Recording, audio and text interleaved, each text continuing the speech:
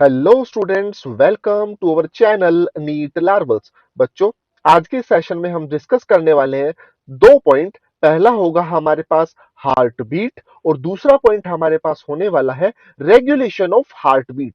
तो चलिए शुरू करते हैं। बच्चों, पहला पॉइंट हमारे पास आता है डेफिनेशन ऑफ हार्ट बीट की हार्ट बीट होगी क्या। तो अगर हम देखें, rhythmic contraction and expansion of heart is called heart beat. हमारा हार्ट जो है एक रिदमिक वे के अंदर कॉन्ट्रैक्ट करता है और एक्सपेंड करता है। इस रिदमिक वे में कॉन्ट्रैक्ट और एक्सपेंड करने की प्रोसेस को ही क्या बोला जाता है? हार्ट बीट बोला जाता है। Next point we have ventricular movements are quite prominent, therefore heartbeat is also called ventricular beating और apex beating। बेटा देखो, अब इसमें क्या है, हमारे पास जब हार्ट बीट होती है तो उस टाइम पर वेंट्रिकल्स की मूवमेंट ज्यादा होती है, हमें क्लियरली दिखती है। इसी कारण से बोला गया ventricular movement are quite prominent. इसी कारण से हार्ट बीट को वेंट्रिकुलर बीटिंग भी बोला जाता है। ऑल्सो अगर हम हार्ट का स्ट्रक्चर बनाए, फोर चैम्बर्स आर प्रेजेंट। दो हमारे पास होते हैं ओरिकल्स और दो होते हैं वेंट्रिकल। सो वेंट्रिकल जिस साइड पर प्रेजेंट होते हैं, this side is called as apex. इस साइड को अपेक्स बोला जाता है। और जिस साइड ओरिकल्स प्रेजेंट होते हैं, अयोटा प्रेजेंट होता है हार्ट के, उस साइड को बेस बोला जाता है। तो यहाँ पर वेंट्रिकल्स की मूवमेंट ज्यादा प्रोमिनेंट है, ज्यादा दिख रही है। इसी कारण से इसको अपेक्स बीटिंग भी बोला जाता है। आई थिंक आप लोगों को ये दोनों पॉइंट क्लियर है। अब देखो, हार्ट बीट जो एक अडल्ट ह्यूमन के अंदर होती है वो कितनी होती है? 72 टाइम्स पर मिनट। मतलब एक मिनट में हार्ट जो है वो 72 टाइम्स बीट करता है। हार्ट बीट इन इन्फेंट, एक बच्चे के केस में 120 heart beats per minute. Sparrow के केस में 500 heart beats per minute. Rabbit के केस में 210 heart beats per minute. Elephant के केस में 28 heart beat per minute. And whale के केस में 25 हार्ट बीट पर मिनट। जैसे जैसे एनिमल का साइज इंक्रीज होता है, उसकी हार्ट बीट क्या होती है? डिक्रीज होती है। इस कॉन्सेप्ट को अभी हम थोड़ा आगे और समझेंगे।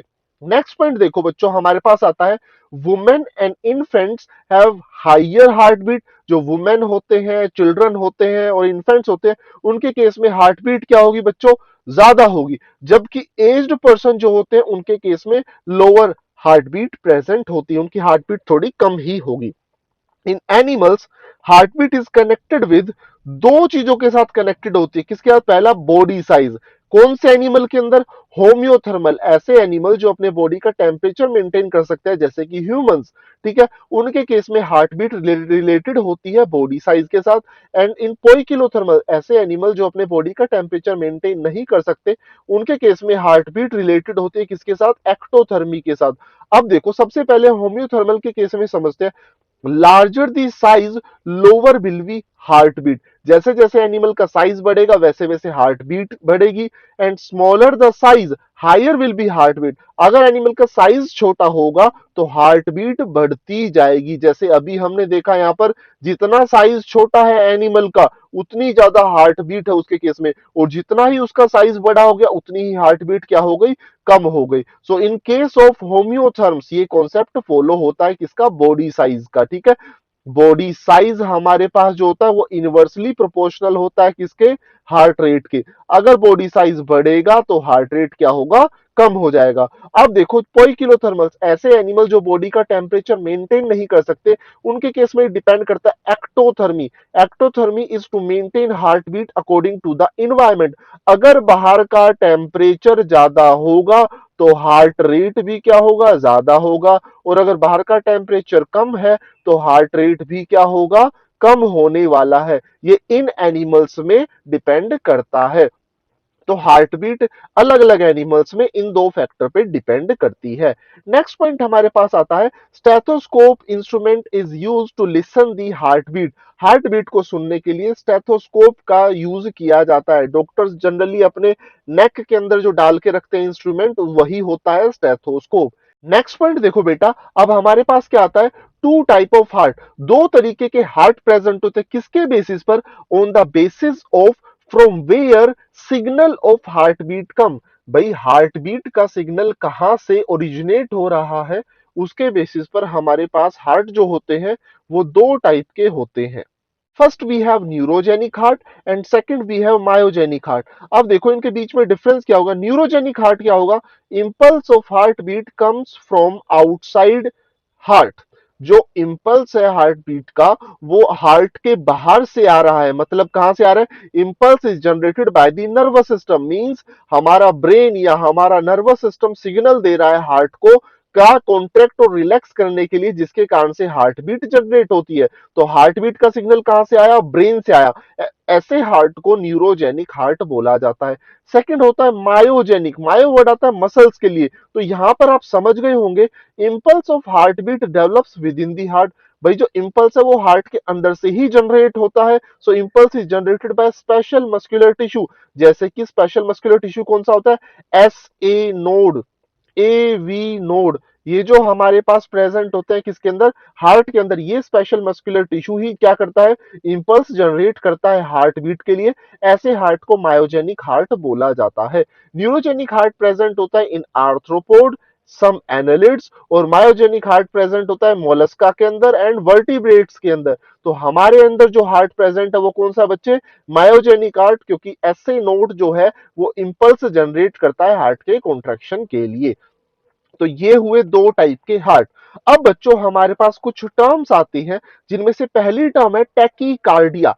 टैकीकार्डिया क्या होता है, इंक्रीज इन हार्ट रेट। अगर आपके हार्ट रेट इंक्रीज हो जाए, नॉर्मल हार्ट रेट क्या होता है 72 टाइम्स पर मिनट, अगर ये चला जाए अबव मोर देन 90 पर मिनट्स इन एवरेज एडल्ट, तो इसको टैकीकार्डिया बोला जाएगा। अब टैकीकार्डिया के लिए कौन कौन से कॉजेज हो सकते हैं, तो सबसे पहला होता है टेम्परेचर इंक्रीज। जैसे जैसे टेम्परेचर इंक्रीज होता है वैसे वैसे हार्ट रेट भी इंक्रीज होता है।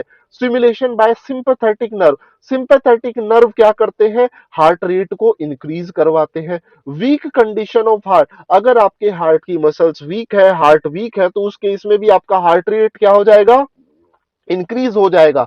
शॉक और लॉस ऑफ ब्लड, या आप शॉक की कंडीशन में हो या आपका ब्लड कम हो गया, ब्लड लॉस हो गया बॉडी से, तो उस केस में भी हार्ट क्या करेगा, अपने हार्ट रेट को बढ़ा देगा, नंबर ऑफ बीटिंग इंक्रीज कर देगा, जिसकी वजह से बॉडी को सप्लाई बढ़ सके उस कम ब्लड की। ठीक है, और एक्सरसाइज के टाइम पर भी क्या होता है, हार्ट रेट इंक्रीज हो जाता है, मींस कंडीशन किस चीज की होगी, टैकीकार्डिया की। सो ये सारे फैक्टर रिस्पॉन्सिबल होते हैं किसके लिए, increase in the heart rate, जिसको बोलते हैं टैकीकार्डिया। सेकेंड कंडीशन बच्चों हमारे पास होती है ब्रेडिकार्डिया। ब्रेडिकार्डिया क्या होती है, डिक्रीज इन हार्ट रेट, और कितना, अबाउट बिलो 60 पर मिनट। अगर 60 से नीचे हार्ट रेट चला जाता है तो उसको बोला जाता है ब्रेडिकार्डिया। अब इस ब्रेडिकार्डिया के लिए कौन कौन से कॉजेज हो सकते हैं, तो टेम्परेचर डिक्रीज, जैसे जैसे टेम्परेचर डिक्रीज होता है अबाउट उस केस में क्या होता है भाई, हमारे पास हार्ट रेट डिक्रीज हो सकता है, जरूरी नहीं है पर हो सकता है। Stimulation by parasympathetic vagus nerve, parasympathetic nervous system जैसे ही एक्टिवेट होगा आपका हार्ट रेट डिक्रीज होगा, वेगस नर्व जैसे ही स्टिमुलेट होगी आपका हार्ट रेट डिक्रीज होगा। स्ट्रोंगर कंडीशन ऑफ हार्ट, जैसे ही आपकी मसल्स जो है वो स्ट्रोंग हो जाएंगी तो उस केस में क्या होगा बच्चों, आपका हार्ट रेट डिक्रीज हो जाएगा। नेक्स्ट कंडीशन हमारे पास आती है इरिथमिया। इरिथमिया क्या होता है, इरेगुलर हार्ट बीट, एक बार हार्ट बीट हो रही है फिर हार्ट बीट नहीं हो रही, तो उस कंडीशन को, इरेगुलरिटी को एरिथमिया बोला जाता है। आई थिंक आप लोगों को ये तीनों टर्म क्लियर है। अब बच्चों हम नेक्स्ट कॉन्सेप्ट की बात करते हैं, वो होता है हमारे पास रेगुलेशन ऑफ कार्डियक एक्टिविटी। तो चलिए इसको समझते हैं। हम कार्डियक एक्टिविटी को बेटा दो तरीके से रेगुलेट कर सकते हैं। वन इज न्यूरल रेगुलेशन, मतलब नर्वस सिस्टम के through. Second is hormonal regulation, मतलब हॉर्मोन्स के थ्रू। तो इन दोनों सिस्टम को हम वन बाय वन स्टडी करेंगे।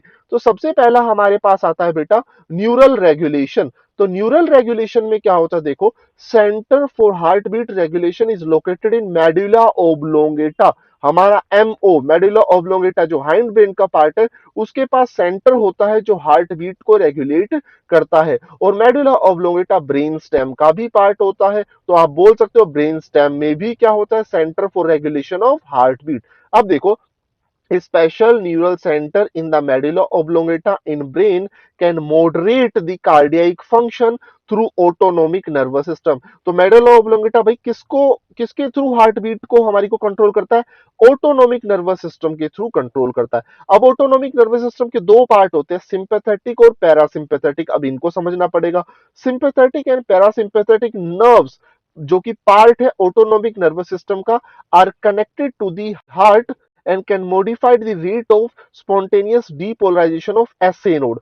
मतलब जो ये सिंपैथेटिक और पैरासिम्पैथेटिक नर्व है, ये एसए नोड के साथ कनेक्टेड होती है जो कि हार्ट में होता है, और इसके डीपोलराइजेशन को मींस स्टिमुलस जनरेट करने को अफेक्ट कर सकती है। ठीक है, अब कैसे करती है देखो। सिंपैथेटिक नर्व, सबसे पहले किसकी बात करा, सिंपैथेटिक नर्व की। तो sympathetic nerve ending releases the NOR adrenaline, या फिर एड्रिनलिन भी बोल सकते हो। तो सिंपैथेटिक नर्व ने बेटा एड्रिनलिन और नॉन एड्रिनलिन हार्मोन या न्यूरोट्रांसमीटर रिलीज किया, विच स्टिमुलेट एसए नोड, जो एसए नोड को स्टिमुलेट करता है। अब एसए नोड स्टिमुलेट हो गया तो क्या होगा, that accelerate the heart beat. अब आपकी हार्ट बीट इंक्रीज हो जाएगी। प्लस और क्या होगा, strength of ventricular contraction, ventricles के कॉन्ट्रैक्ट करने की स्ट्रेंथ इंक्रीज हो जाएगी, and thereby cardiac output. जब आपका हार्ट रेट इंक्रीज हो गया, strength of ventricular contraction increase हो गई, तो ऑब्वियसली कार्डियक आउटपुट भी इंक्रीज हो जाएगी। तो ये किसने किया, सिंपैथेटिक नर्व एंडिंग या सिंपैथेटिक नर्वस सिस्टम ने किया। On the other hand parasympathetic nerve ending ये क्या करेंगे, अब इसको समझना।